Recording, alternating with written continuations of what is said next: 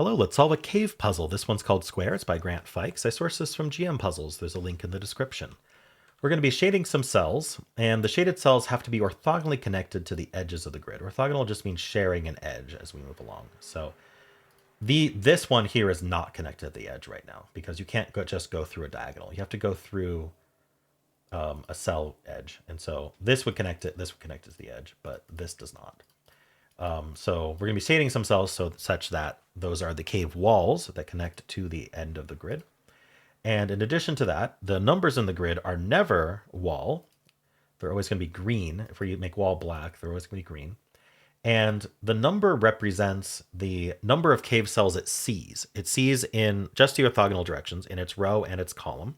And sight is blocked by cave walls. So this 5, for example, could do this. We'd have to block those by cave walls. But even if there's more cave beyond these walls, it still just sees 5, including its own cell. So that would fulfill this 5 clue. And that's it. Those are the rules. And I'm going to get started right now. All right. So let's just green every clue. This 10, the biggest clue is often a good place to start, especially because it's on the edge. This is a 7 by 7. So if we only take the row, it only gets as much as 7. And so it needs to get 3 more. So it's going to take those for sure. Now, if we continued, it breaks this 3 because the 3 now sees way more than 3. It sees 6 at least. And so this has to be a wall, and then the 10 has to finish this way. All right, so this is 7 across and then 3 more for 10. Who's next? Maybe this 8? Yeah, so this 8 can get 7 from the column, but then it needs to grab this one to make 8. This and this, if they were shaded, they would be isolated. They wouldn't be able to reach the wall, so they're just not shaded. This shaded cell has to get out, so it can reach a wall somewhere.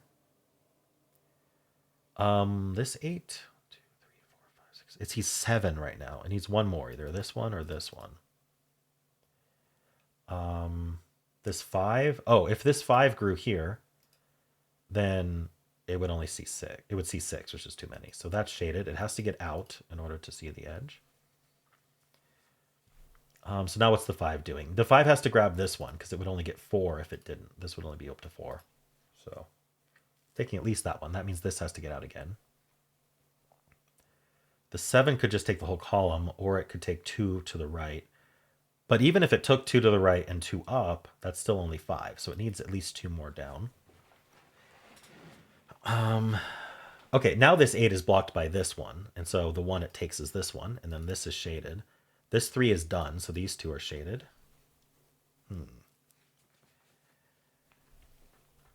So even if the 5 took all of the row, it would only be 4. So it has to take the one above it. So this is either going to just go straight down to finish, or it's going to wind its way through here.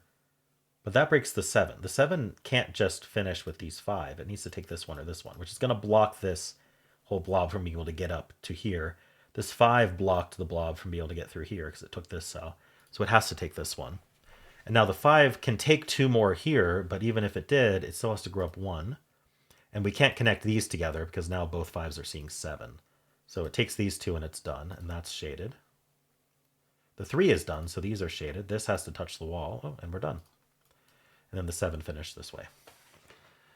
Nice. That was a fun cave. It used some of the basic techniques. A lot of restrictions on, okay, even if we take all of these directions, we have to take these directions also.